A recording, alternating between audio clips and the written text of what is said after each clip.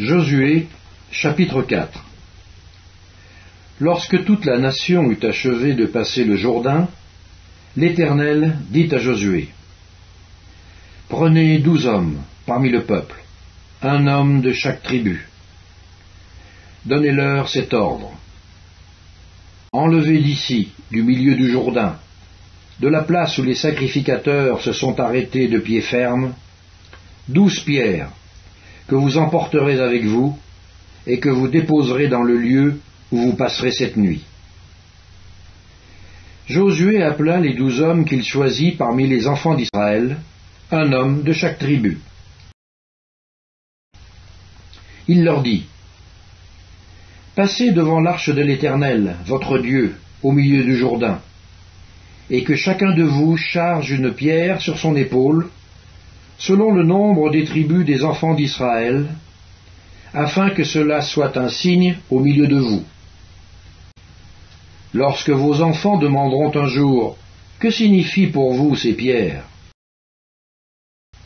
Vous leur direz, « Les eaux du Jourdain ont été coupées devant l'arche de l'alliance de l'Éternel. Lorsqu'elle passa le Jourdain, les eaux du Jourdain ont été coupées, et ces pierres seront à jamais un souvenir pour les enfants d'Israël. » Les enfants d'Israël firent ce que Josué leur avait ordonné. Ils enlevèrent 12 pierres du milieu du Jourdain, comme l'Éternel l'avait dit à Josué, selon le nombre des tribus des enfants d'Israël. Ils les emportèrent avec eux et les déposèrent dans le lieu où ils devaient passer la nuit. Josué dressa aussi 12 pierres au milieu du Jourdain, à la place où s'étaient arrêtés les pieds des sacrificateurs qui portaient l'arche de l'Alliance. Et elles y sont restées jusqu'à ce jour.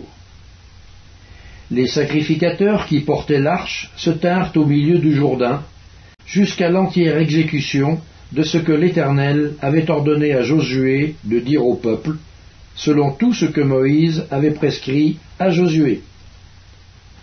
Et le peuple se hâta de passer. Lorsque tout le peuple eut achevé de passer, l'arche de l'Éternel et les sacrificateurs passèrent devant le peuple.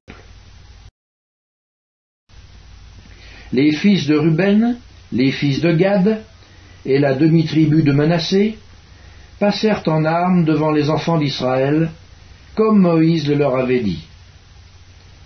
Environ 40 000 hommes, équipés pour la guerre et prêts à combattre, passèrent devant l'Éternel dans les plaines de Jéricho. En ce jour-là, l'Éternel éleva Josué aux yeux de tout Israël, et ils le craignirent comme ils avaient craint Moïse tous les jours de sa vie.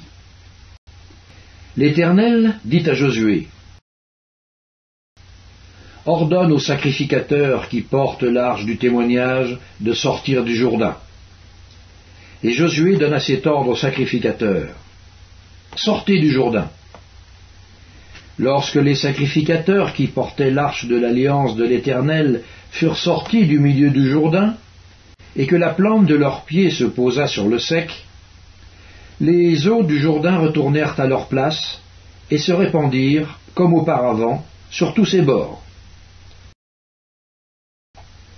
Le peuple sortit du Jourdain le 10e jour du 1er mois, et il campa à Gilgal, à l'extrémité orientale de Jéricho. Josué dressa à Gilgal les 12 pierres qu'il avait prises du Jourdain. Il dit aux enfants d'Israël, « Lorsque vos enfants demanderont un jour à leur père, « Que signifient ces pierres ?» Vous en instruirez vos enfants et vous direz, « Israël a passé ce Jourdain à sec. »